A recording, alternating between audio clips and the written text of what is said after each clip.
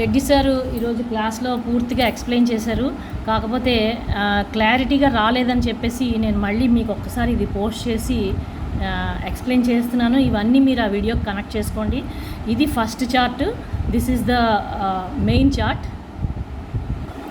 ఇది కాలపురుష్ కుండ్లి. కేపీకే అందాం దీన్ని షార్ట్లో. కాలపురుష్ కుండ్లి. ఇందులోని ఆల్ ది 4 పాదాస్ ఒకటి అంటే మనం ఆల్రెడీ ముందే చెప్పుకున్నాం. 4 4 1 3 4 2 అండ్ 2 4 3 1 4 4. ఈ రూలు ఈ ఫార్ములా మనం ఇక్కడ అప్లై చేద్దాం ఈ కాలపురుష్ కుండ్లీలో. యాజ్ వీ కెన్ సీ 4 4 1, ఇక్కడ 3 పాదాలు, ఇక్కడ 4 పాదాలు, ఇక్కడ 1 పాదం, సారీ 2, మళ్ళీ 2 మార్స్. ఇక్కడ ఇవన్నీ మనకి రిపీట్ అవుతాయి.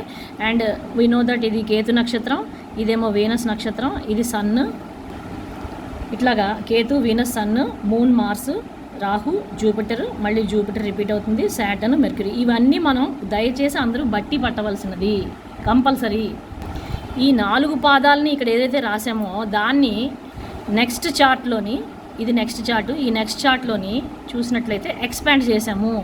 4 పాదాస్ ఆఫ్ కేతు, 4 పాదాస్ ఆఫ్ వీనస్ అండ్ 1 పాదా ఆఫ్ సన్.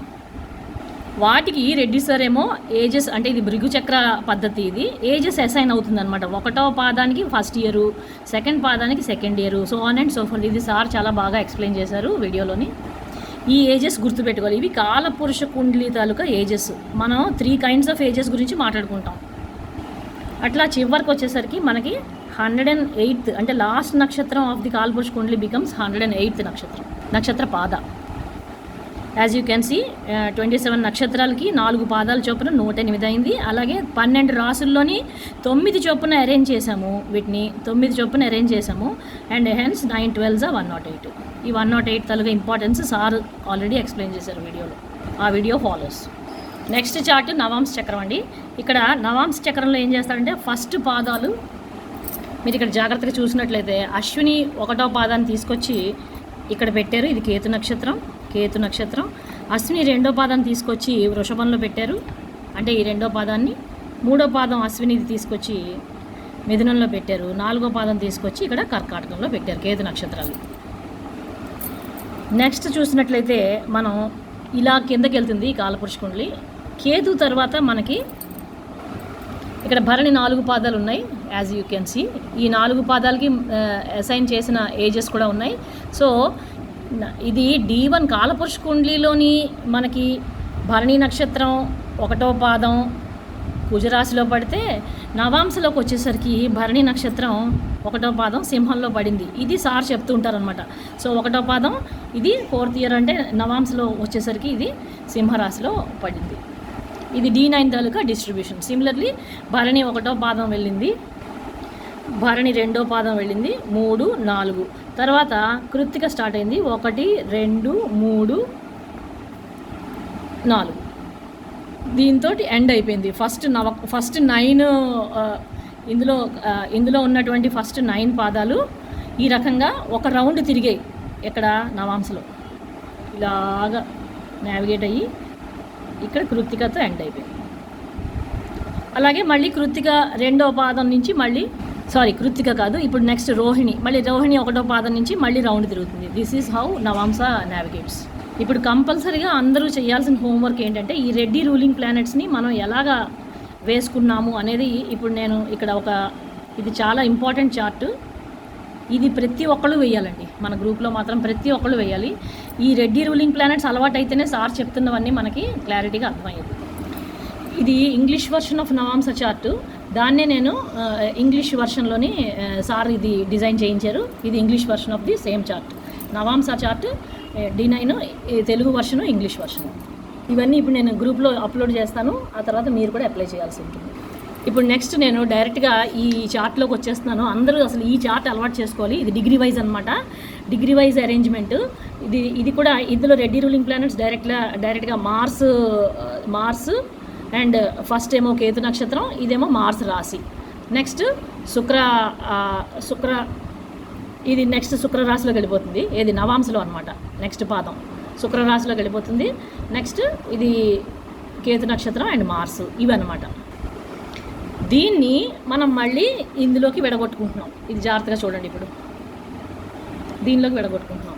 ఏమని చేసాం, ఇక్కడ మనకి ఫస్ట్ది కేతు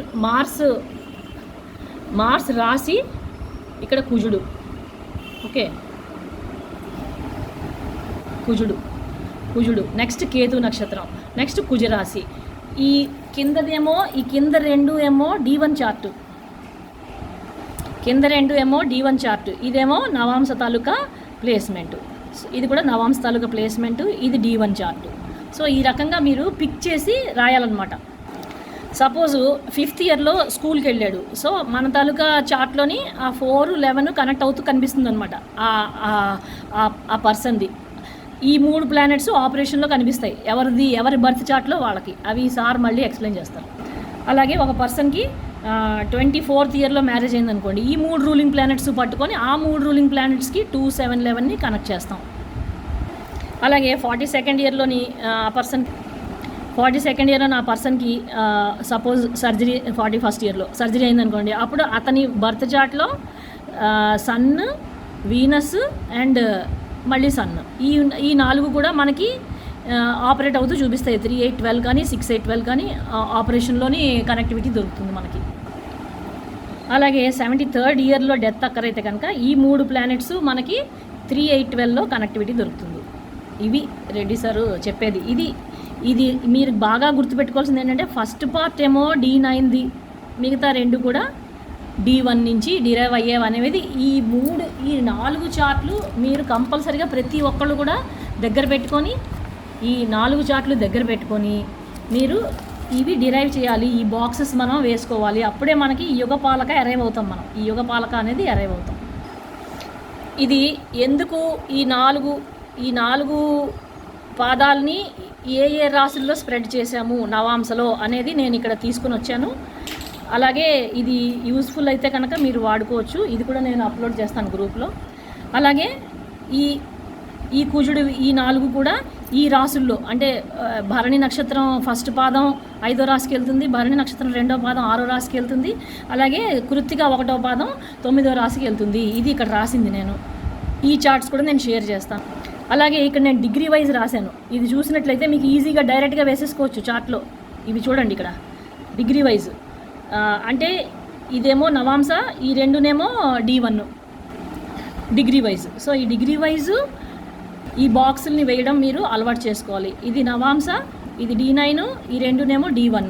సో ఈ బాక్స్లు అందరూ కూడా లీనియర్ చార్ట్స్ కూడా అప్లోడ్ చేస్తాను గ్రూప్లోని. వీటిని చూసి మీరు డైరెక్ట్గా డిగ్రీ వైజ్ పేర్చుకున్నట్లయితే మీకు ఈ యుగపాలక డబ్బాలన్నీ కూడా 1 నుంచి 108 దాకా అందరూ కూడా వెయ్యాలండి. వేస్తేనే మనకి సబ్జెక్ట్ వస్తుంది. అప్పుడు మనకి ఇంకా క్వశ్చన్స్కి మన దగ్గరే ఆన్సర్లు రెడీగా ఉంటాయి.